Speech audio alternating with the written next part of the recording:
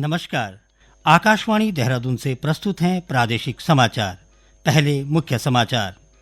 उत्तराखंड में आज से शीतकालीन चारधाम यात्रा शुरू हो गई है।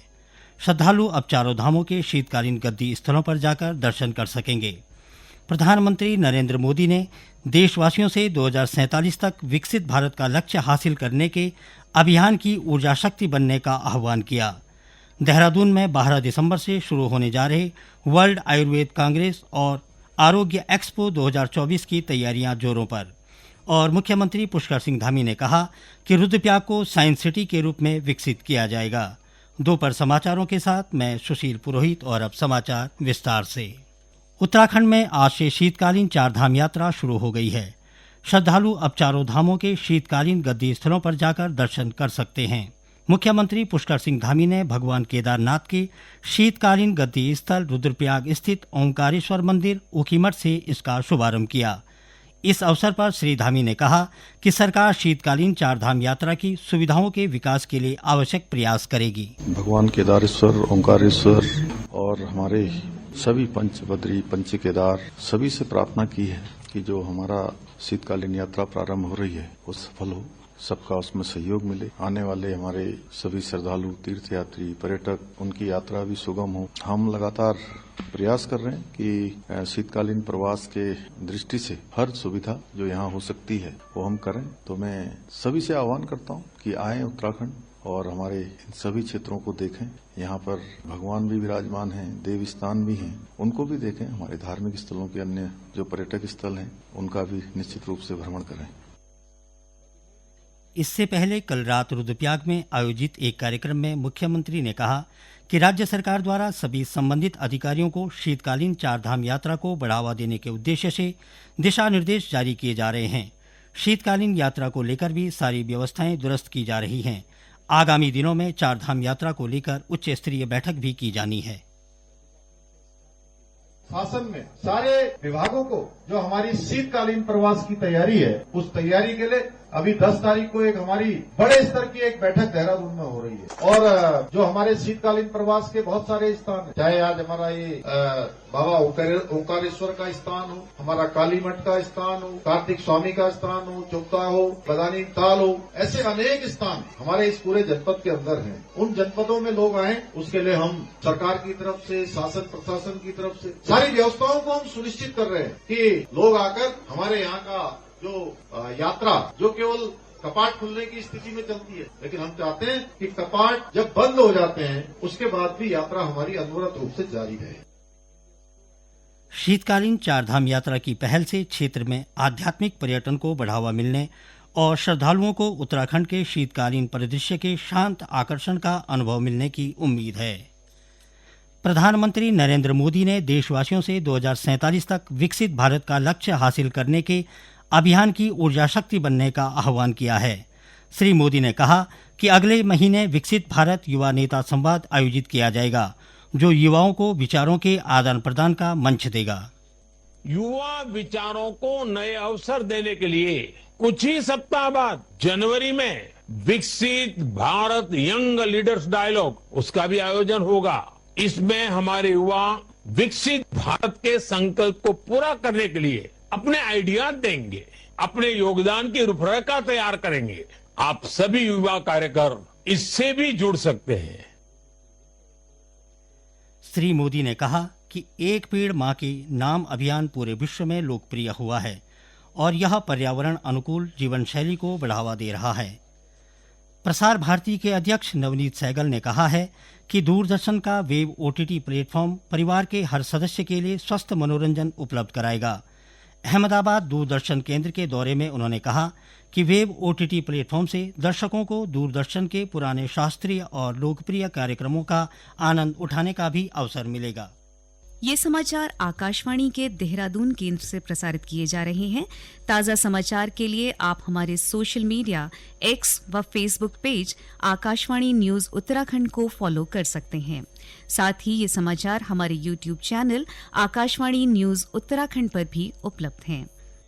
देहरादून के परेड मैदान में आयुर्वेद और परंपरागत चिकित्सा ज्ञान का संगम वर्ल्ड आयुर्वेद कांग्रेस और आरोग्य एक्सपो 2024 12 दिसंबर से शुरू हो रहा है।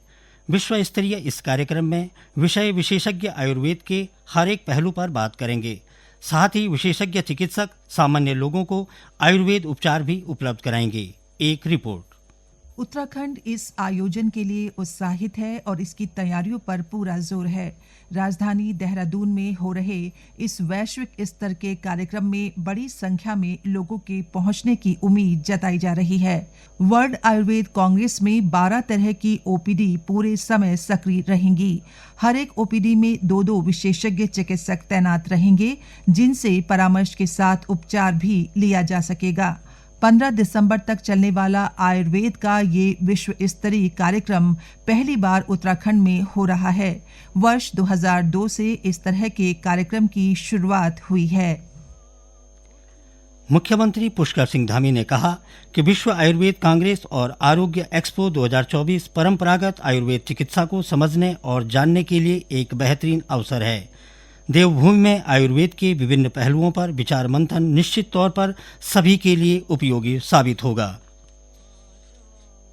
हमारा प्रदेश योग और आयुष की धरती है और यहाँ पर इस प्रकार का सम्मेलन निश्चित रूप से राज्य के साथ साथ पूरे आयुष पर विश्वास करने वाले, आयुष को हम लोगों ने देखा है कोरोना महामारी के समय में किस प्रकार से वो हम सब लोगों के लिए कारगर साबित हुआ है। एक मील का पत्थर यहाँ का ये सम्मेलन होगा। निश्चित रूप से एक बड़ा मंथन यहाँ पर होगा। उस मंथन से जो अमृत निकलेगा वो सभी के लिए एक अमृत का काम करेगा।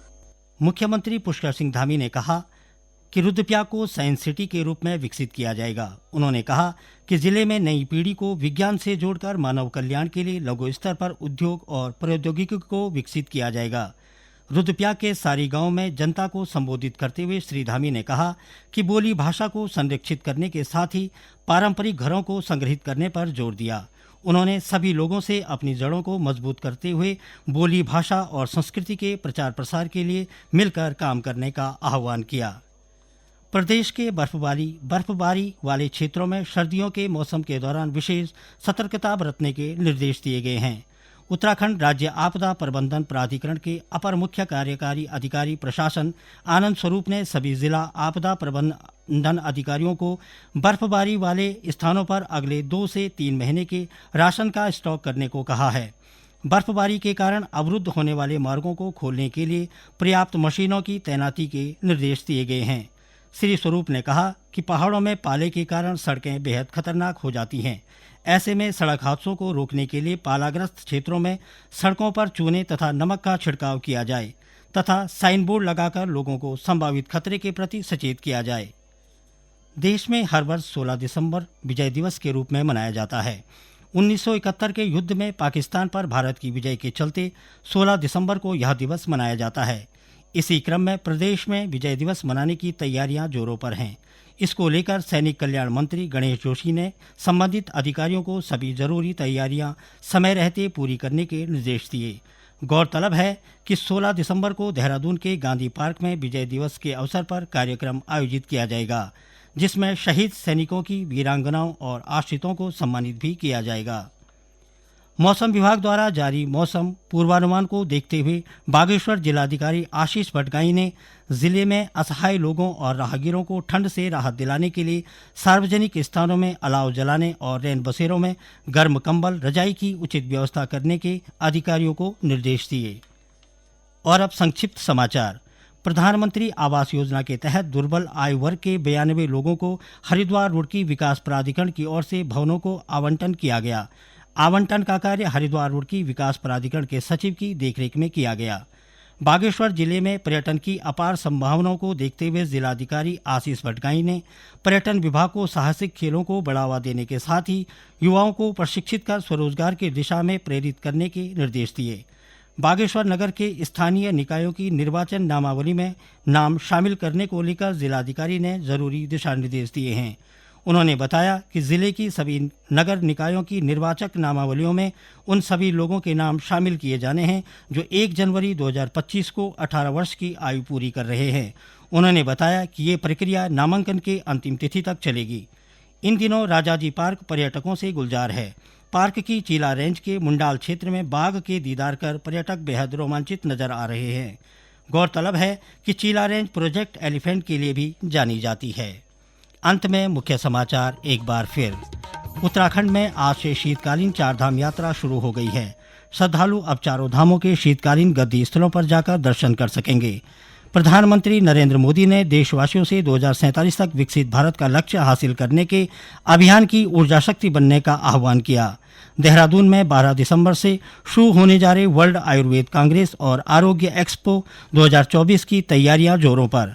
और मुख्यमंत्री पुष्कर सिंह धामी ने कहा कि रुद्रप्रयाग को साइंस सिटी के रूप में विकसित किया जाएगा।